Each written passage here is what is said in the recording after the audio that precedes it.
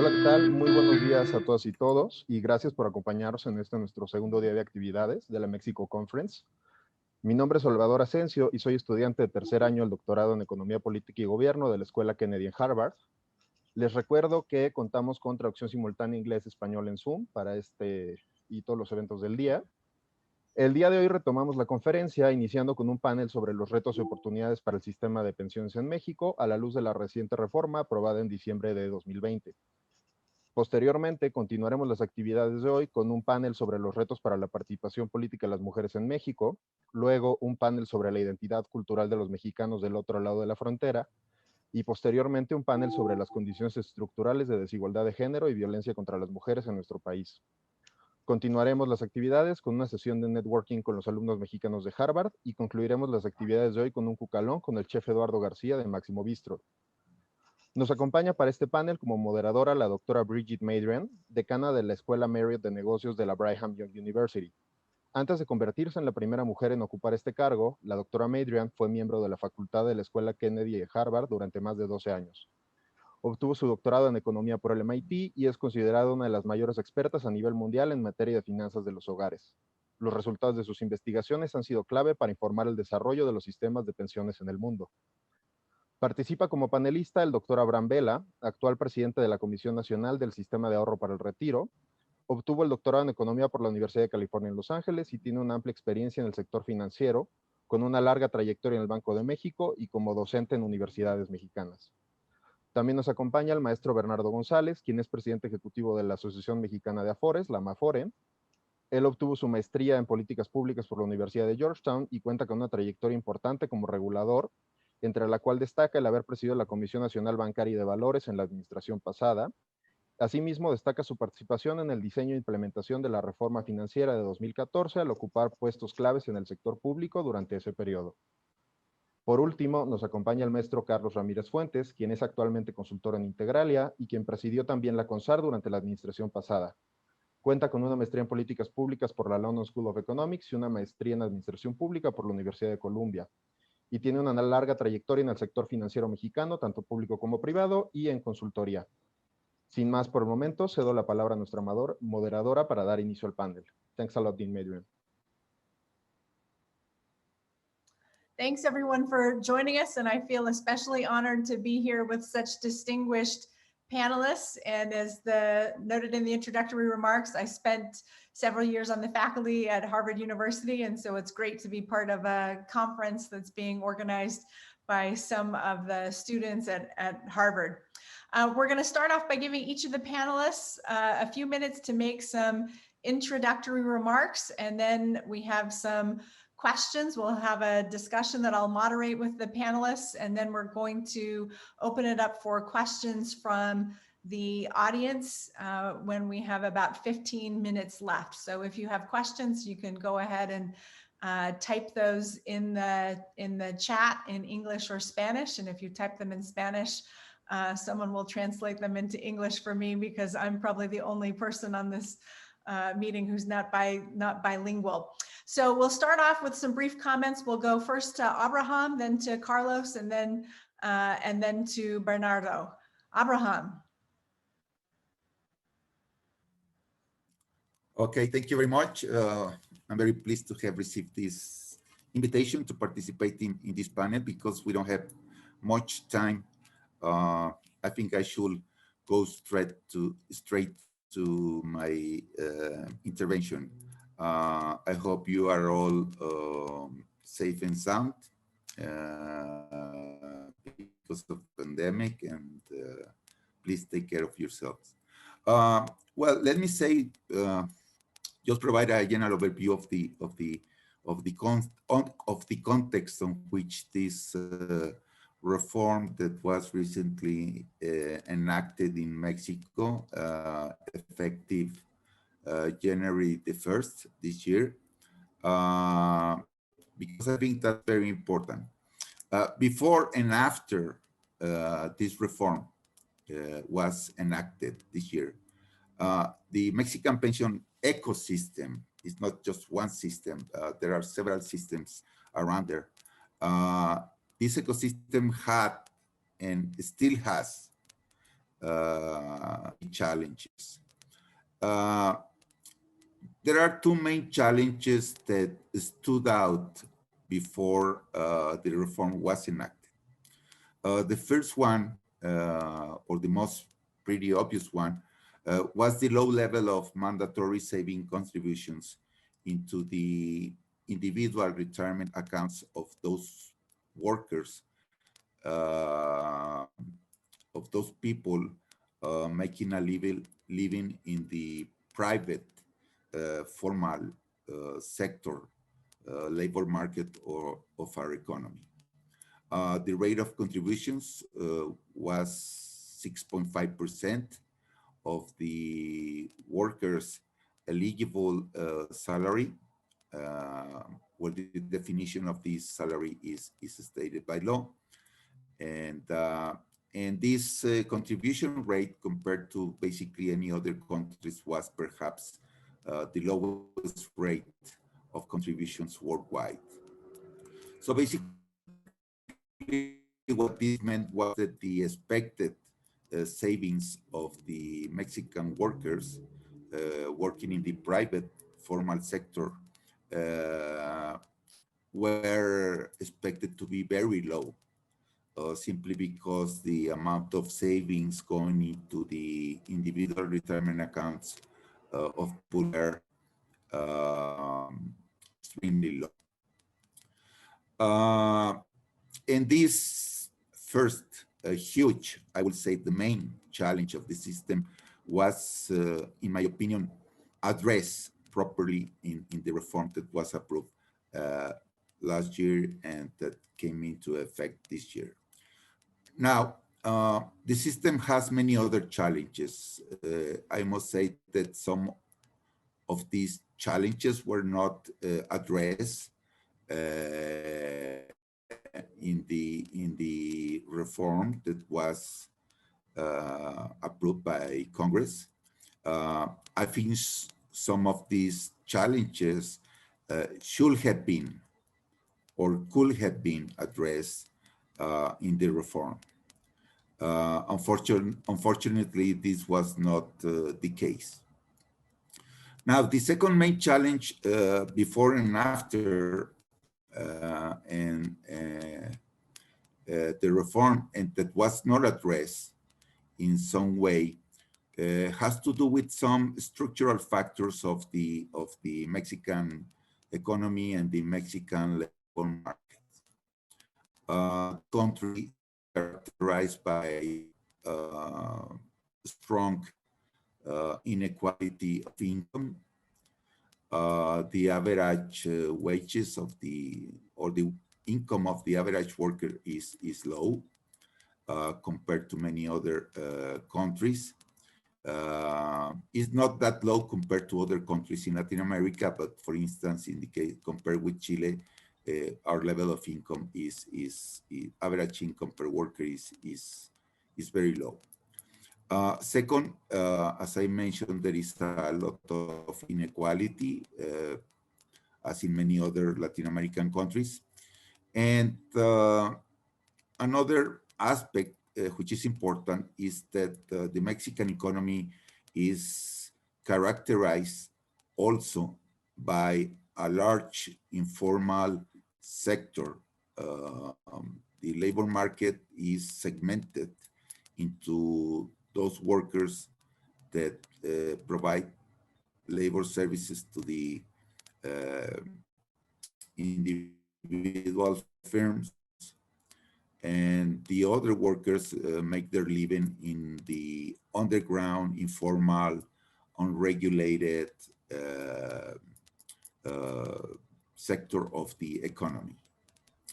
60%, nearly 6% of our population, of our economically active population, makes a living in the informal sector.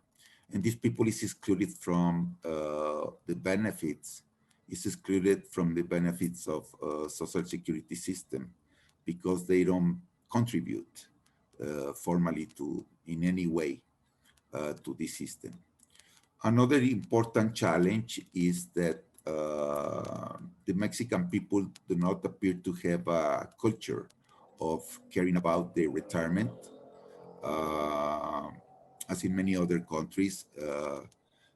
And people do not tend to provide some savings for when they become old, or for when they leave the labor market.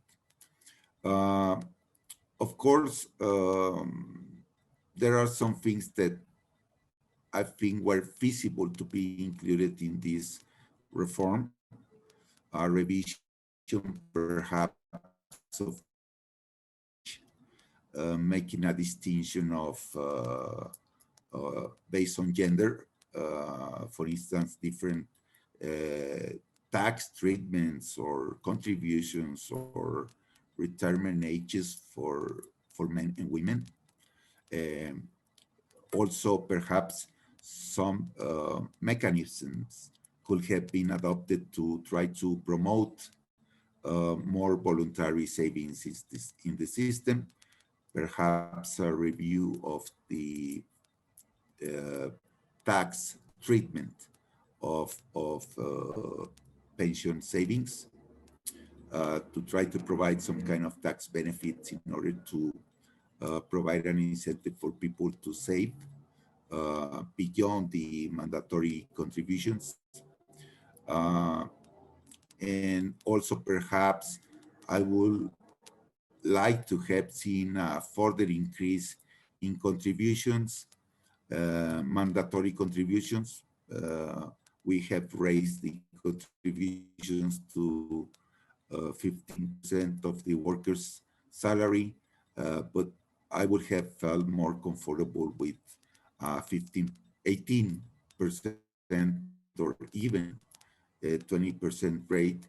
And in order to achieve this, the opt-out mechanisms or automatic enrollment mechanism that has been adopted in just a few European countries, such as the UK, have proven to be very successful in order to increase individual contributions to the pension system. But the main challenge for the Mexican pension system is, of course, the huge informal sector that we have in the Mexican economy. Let me just mention the case of the countries in Africa. In many of these countries, the bulk of economic activity can be characterized as informal. And this poses a major challenge for the pension systems in many African countries.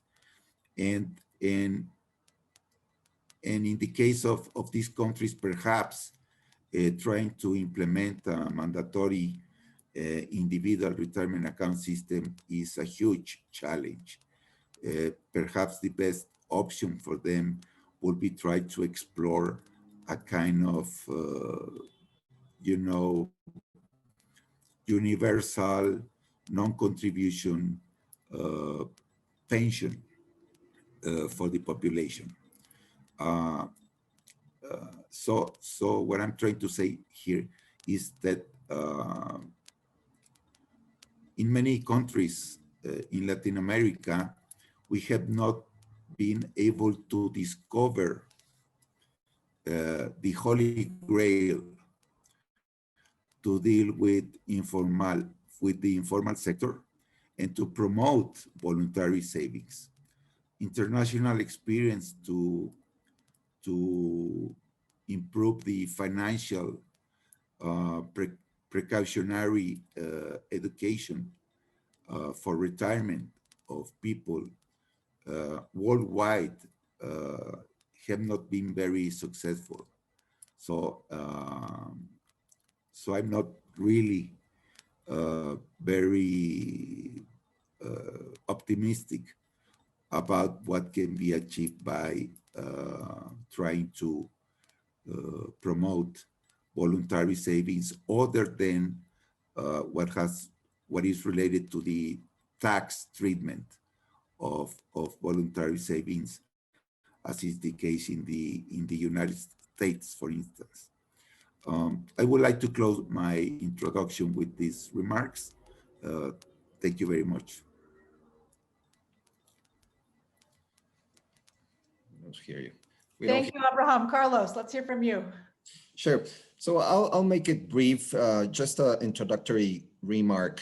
So Mexico has been enjoying during the past 2 or 3 decades a very favorable demographic situation, right?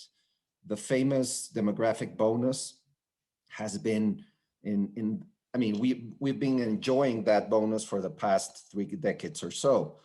That eventually, starting, let's say, in a decade or so, will start to fade. And the situation, our demographic situation, will be much more challenging than it is today.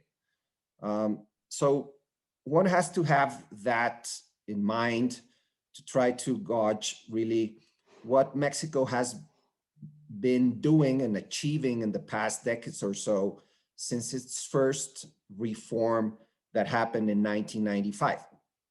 Recall, Mexico had a defined benefit system, which was unfunded and had many problems, particularly related to how it was handled through the Mexican Social Security Institute.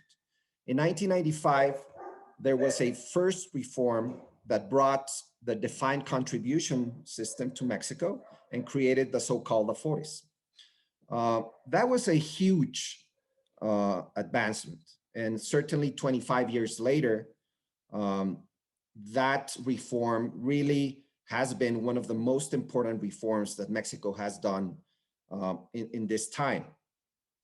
In 2007, that was related to the private sector workers. In 2007, there was another big reform that brought the public sector workers also to the defined contributory system that also was very important. And now we have this 2019 reform that was recently approved that certainly will help the system overall by increasing mandatory contributions, which has been one of the main weaknesses of the system overall. Having said that, I mean, this path of reforms that Mexico has achieved during the past 2 decades and a half has been very important, and certainly no one can criticize those reforms in the sense of being incremental and positive overall. However, in my assessment, those reforms fall short related to the type of challenge that Mexico will face in the next 25 years or so. And that probably is where we, in the next coming years, we should be continuing to discuss what are we missing? What did the 2019 reform miss? As Abraham just stated, there were some things that were left out, significant things. So the challenge remains there. We still have a problem. Although very important reform was done in 2019, we should not run into complacency because the challenges are still huge. And in the next decades or so, those challenges will become even bigger to try to tackle them. So that would be my first statement, just to put a little bit of context, and we will go into the details in a further step. Thank you, Carlos. Bernardo. Great, thanks, Bridget, and it's great to see you again and share this panel with my colleagues. It's also, I'm very thankful for the invitation that Salvador and the Harvard guys from Mexico made for me and for Amafore. So I'll be brief. Also, I would like to start by saying that this agreement starts from a a point in which there was a lot of noise in Mexico last year. Some of the legislators from the government party started to propose the idea of disappearing Afores and the private pension funds in Mexico. So, and going back to a defined benefit system, a system that we had up until 1997 when the law was changed.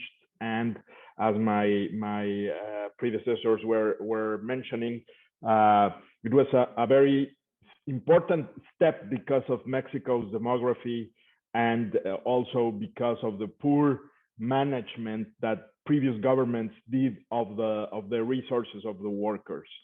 So that was actually being discussed last year, the probability of pension funds disappearing in Mexico, private pension funds.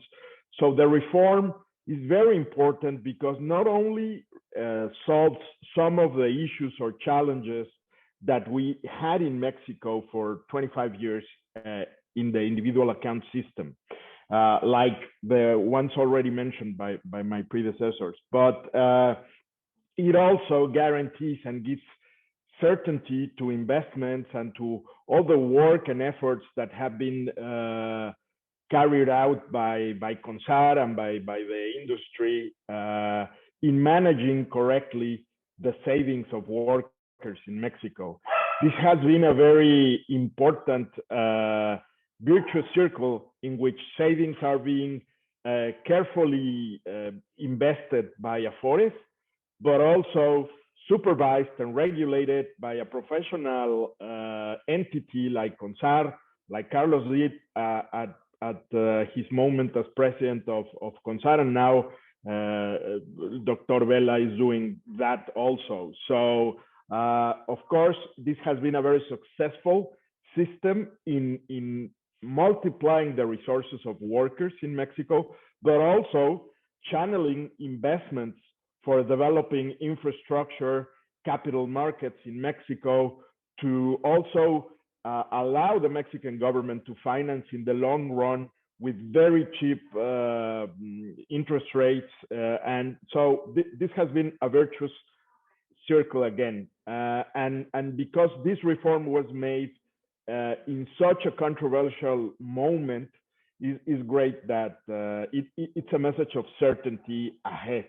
We agree that there are challenges. Actually, this proposal, Bridget, was made by or started with discussions between the government, the workers, but primarily a concern by the private sector that it was necessary to do something, that we couldn't face a future in which Mexican workers, older Mexican workers, would face poverty. And because of that, the chamber that aggregates all the private industries in Mexico decided to go forward with the government, with President López Obrador government, and offer the increase of savings for workers from 6.5% to 15%, and a whole bunch of other changes that, as Abraham Vela said before, could increase voluntary savings through using automatic enrollment, and other changes for making more equal in terms of gender our pension system.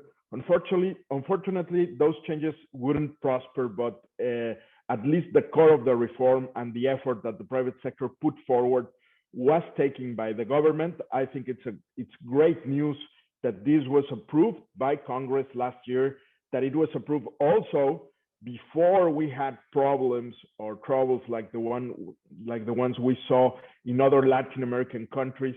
And I would very confidently say, Bridget, that we have right now a system in Mexico that is ahead in a lot of ways to a lot of pension systems in Latin America, even the Chilean one that, as you know, is the precursor of all these efforts in the region and abroad. So I will stop here and actually better wait for questions. Thank you.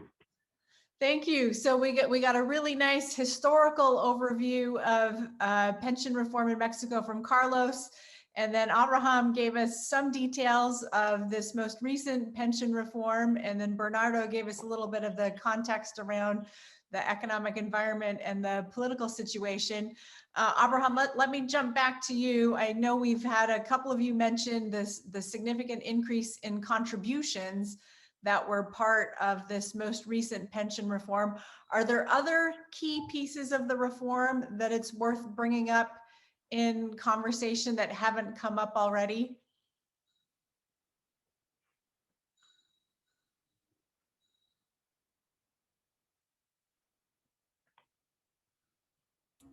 Because I was muted. Sorry. In my opinion,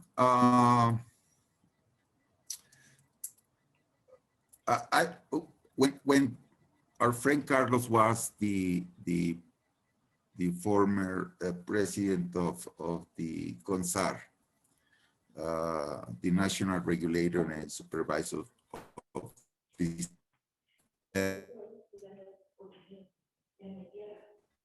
created this expression, the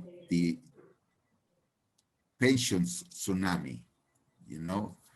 And what Carlos meant was that because of the low level of contributions and the large size of the informal labor market, when the first generations of the new system that was approved, as he mentioned, in 1995 and came into effect in 1997, the first generations that we call the Afore or SAR generation, individual retirement account generation, that will be appearing this year and in the following years, will not have enough time in the system to accumulate enough savings, and in order to comply with the number of years required to be eligible to obtain a pension. And moreover, many Mexicans, because of the low contributions, will not be able to save, let's say, sufficiently or enough to have a decent pension. And I think the expression of the pension tsunami and the concern raised by Carlos during the previous administration has been significantly addressed by this reform, simply by increasing the rate of contributions. Otherwise, we will be facing a situation in which 99% of people who are now applying for their pension, according to the new system created in 1997, will not have a pension, and they will only be able to withdraw their money from their pension accounts, their individual retirement accounts, and they will take this money home, and that's it. Many of them will not be able to obtain because of the low density of contributions, the low frequency and amount of contributions during their working lives, because of the informality, this continuous mobility of workers between the formal and the informal labor markets. Many of them will have not had enough savings also in order to be able to obtain a pension from a guaranteed, a minimal guaranteed pension from the federal government. With this reform, of course, we are addressing this tsunami. We have kind of deactivated this ticking bomb that Carlos was referring to for several years during the previous administration. And I think this is a great achievement, and we should not, it should not be overlooked. Let me go back to the point that many things were left out. I fully agree. But as Bernardo some kind suggested, but I'm going to be a little bit more specific, the phantoms that were there, that the current administration in particular pressed on the pressure exerted by some lawmakers or congressmen in order to disappear the Afores and create a unique government-run Afore managed by a bureaucrat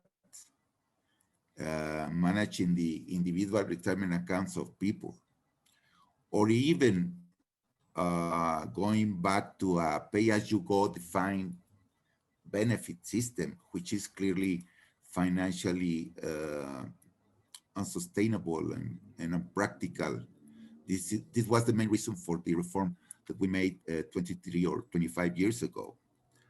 And also the phantom that the workers' savings will be expropriated by the government.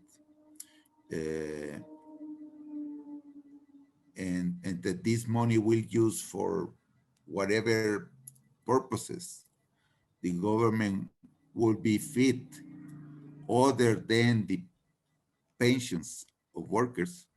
Those phantoms are gone thanks to this reform. So I think that should also be kept in mind.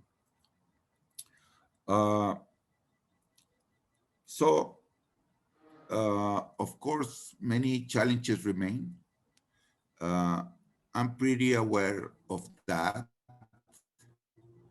But as both Bernardo and Carlos know, the national regulator is not in principle responsible for proposing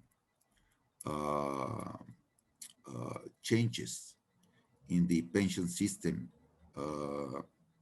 Its only mandate is to regulate and supervise the pension fund companies, the Afores. The national regulator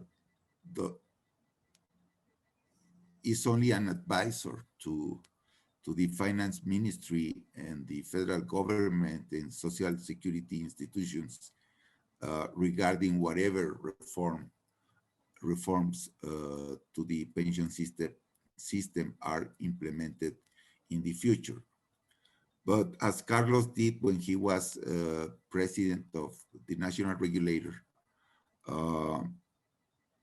I have some kind tried to be a voice that can be listened in regard to the remaining challenges and the reforms that can be further made in the future in order to improve what we had, even after the reform that was just approved by Congress.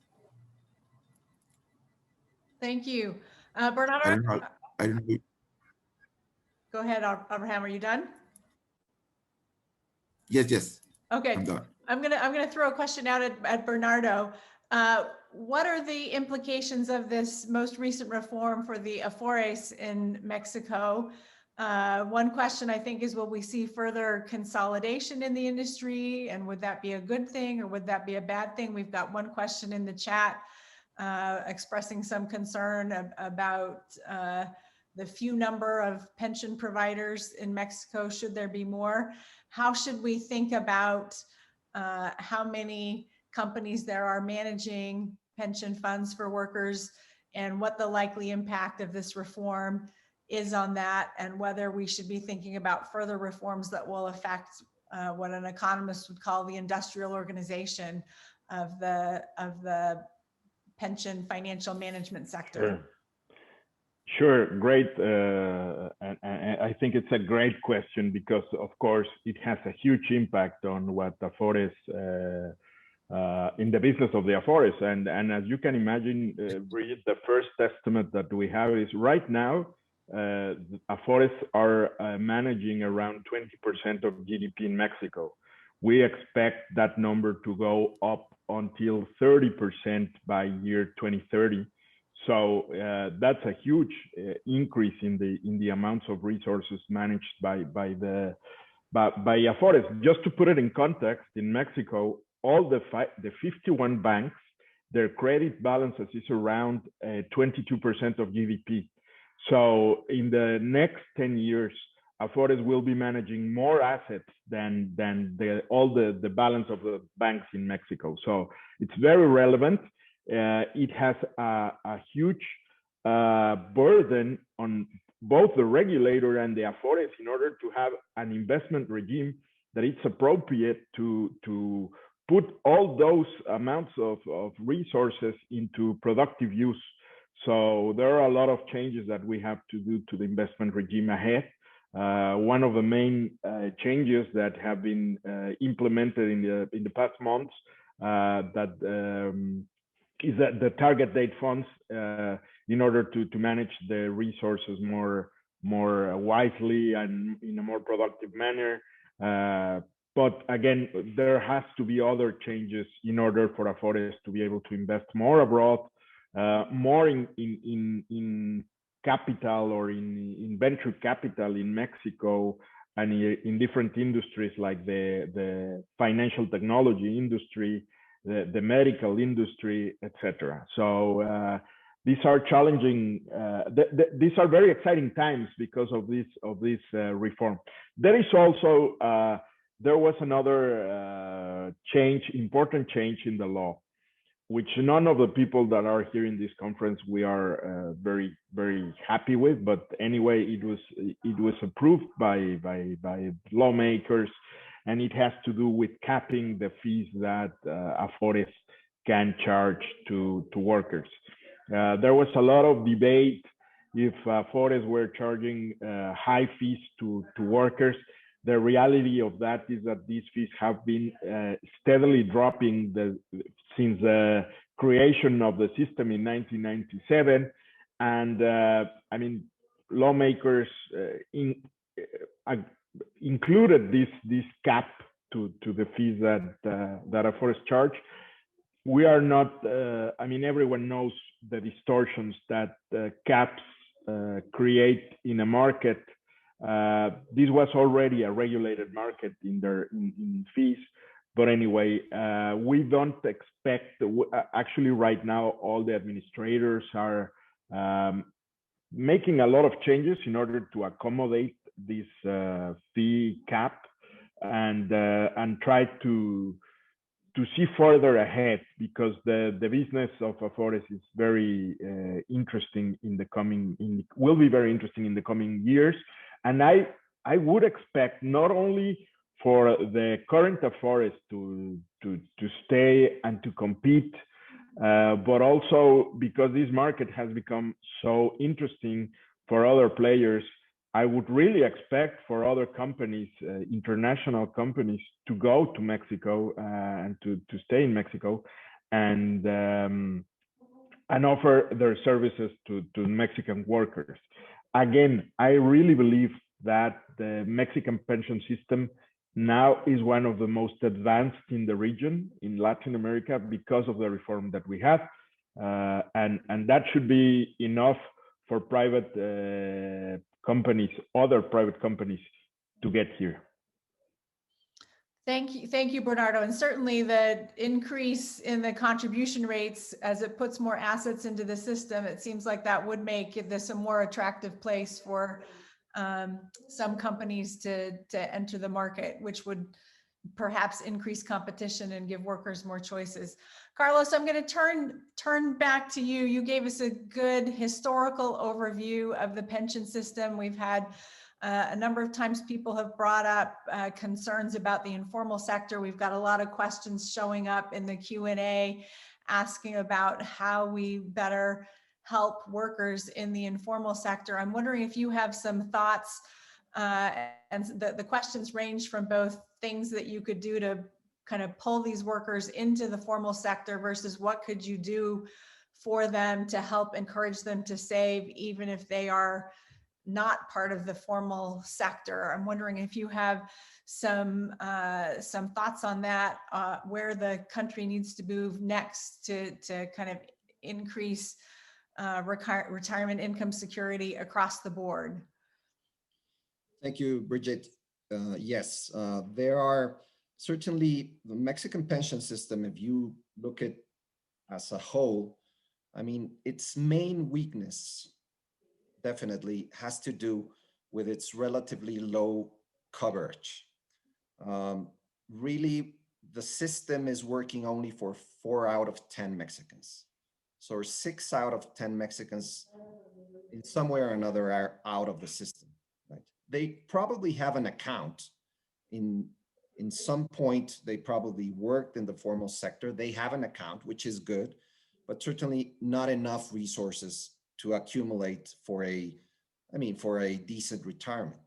So the informality in Mexico has been debated for decades, right? And really it is a it is a problem that has very different and complex reasons.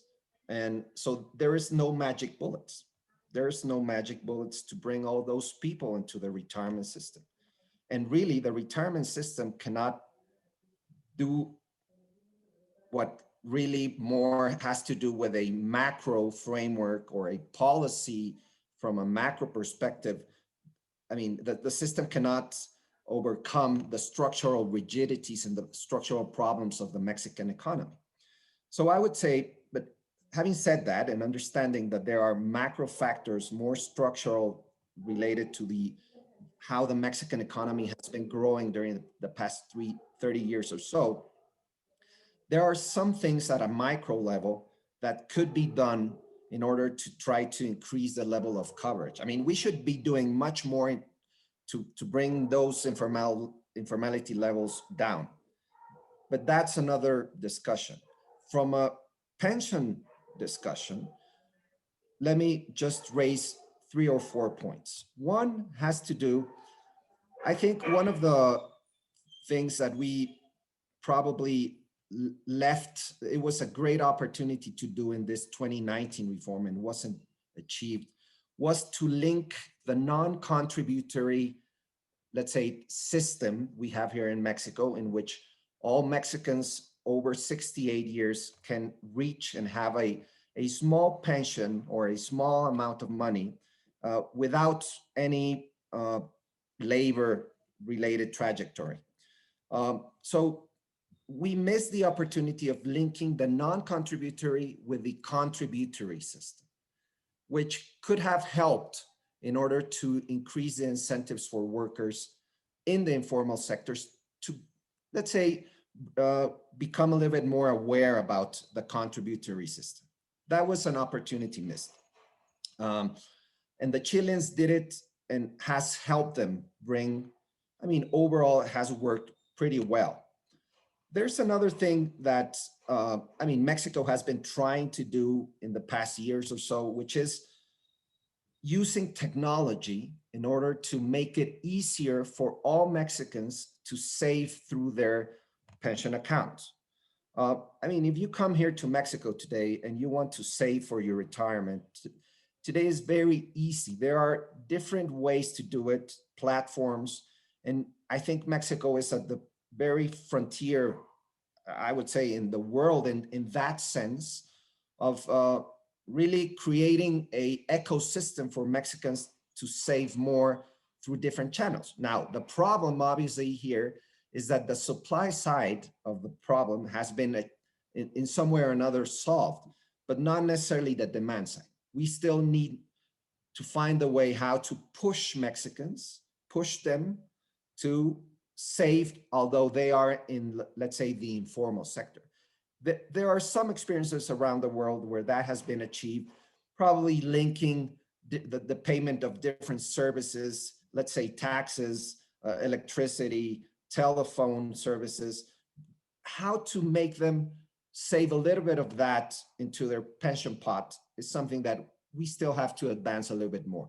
So the supply side problem has been in some way or another solved, but we still need to do things more on the demand side.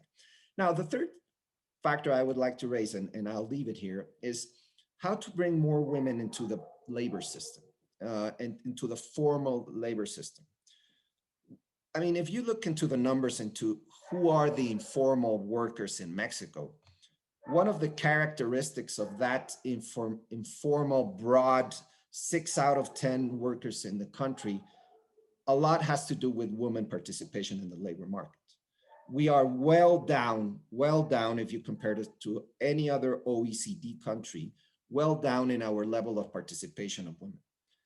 And there are also some experiences around the world in which women could be also pushed into the formal pension system through incentives. I mean, the Chileans, for example, they have a bonus for women that are having a children. The time they are out of the labor market, they receive a bonus that will be paid in the future for that time that they are having children. There are other experiences trying to make formality mandatory, for example, for workers at home. In Mexico, there are a lot of women that work at different homes in the country. And today, it is not mandatory to participate in the formal sector. Some things are being discussed currently in Mexico in that sense. I think we could move a little bit forward. So those are three areas where, I mean, Mexico could move a little bit faster. But the fact is, Brigitte, that we are clearly well behind in that sense. So, I mean, if we don't address the problem of 6 out of 10 Mexicans really contributing and saving for their retirement, even though we have a non-contributory pillar that will help in some sense, will help Mexicans in the future, but it's not enough. That will not be enough because the amount is relatively small and clearly fiscally there is a challenge ahead. So we have to do much more in that sense. If we don't, I mean, we could have the best system on the defined contributory side, as Bernardo and Abraham has stated, but if we don't address the other problem, we're going to fall short towards the challenge we face in the future. Thank you, Carlos. We've got a question in the chat for Bernardo. I think he's probably the right one to address this. Considering the new proposed reform to the national electric industry, and I'll be honest, I don't know anything about that proposed reform, would this have an effect on the Afores investments? There's a lot of misinformation about this issue. Sure, Bridget, thank you for the question. I think it is something that has been being discussed in the later days because of this reform that was approved in the lower chamber in Congress in Mexico during the week. I think we should wait to see all the derivatives that change may have or may bring. To be honest, Afores doesn't really have a lot of money invested right now in the electrical sector. Most of those funds are, as you know, very well diversified because of the investment regime for Afores. So, I mean, to start, I would say that even if those funds could have an impact in their value, I think it would be very small because we don't have a lot of money invested there. And again, because of rules of diversification. But we also need to wait for the entire legislative procedure to end and all the following judicial and even the USMCA treaty may have some discussion or some importance in this reform. So I think we should wait to see what happens in the coming weeks and months. But to be very concrete with the question, we don't have a lot of money there, and that doesn't really mean that we're going to lose those funds. Okay, thank you. Another question from one of our participants, and I'm not sure who the best person to address this to is. Maybe we'll start with Abraham. It's in a system that might lack checks and balances, how can Mexican workers be sure that their savings will not be used to finance specific government interests that might carry too much political risk and lack a competitive return? So I think this is a question more around the regulation of what the Afore, what type of investments the Afores can make. How can we ensure that those are prudent and not subject to too much political risk, maybe not subject to manipulation by the whims of politicians? Do you want to take a stab at that, Abraham? Yes, I'm sorry. I just lost my connection and then I had to connect again. Would you please repeat the question?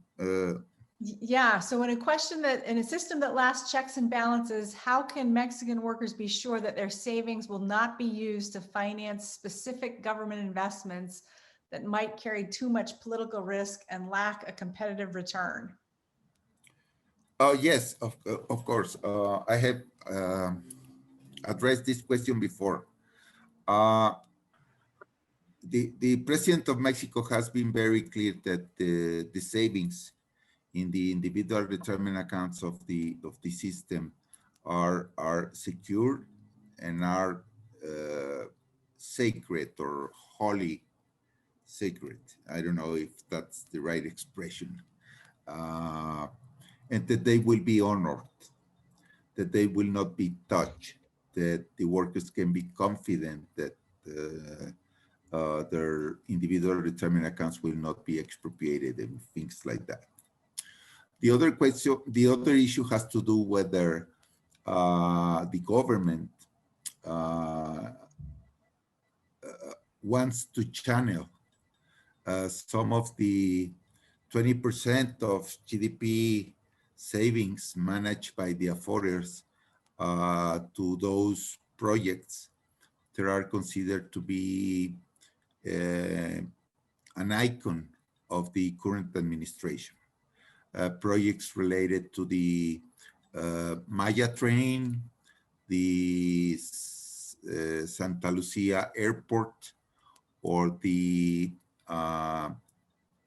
Dos Bocas or Two Mouths refinery for crude oil. And the position of the government is that we are not going to twist the Afores arm to some kind of force the Afores to invest in those projects. The Afores should be able to freely choose where they invest the worker savings according to their trustee responsibility with the workers. And if and only if the Afores freely choose to invest in those three projects, they can do so, but we are not going to exert any kind of political or moral suasion on the Afores for they to do so. That's a commitment of the current administration regarding the worker systems, because otherwise the confidence or the credibility of the individual retirement account system would be damaged or put into question. Thank you, Abraham. We are coming up on our allotted time for this session. I have learned a lot from this discussion, and it's wonderful to see the progress that the retirement savings system in Mexico is making. And Mexico, like every other country in the world, has its challenges ahead, but it's good to know that we've got motivated and passionate and smart people who are thinking about these issues and trying to make the system better. Abraham, Carlos, Bernardo, thank you so much for your thoughts, for joining us. I wish we had more time, and for everyone else, I wish you all a very successful conference as you discuss and tackle the many challenges facing the country of Mexico. Thank you. Contrary, Bridget, thank you, and great seeing you again. Thank you so much to everyone of our panelists and to our moderator. It was an honor to have you here.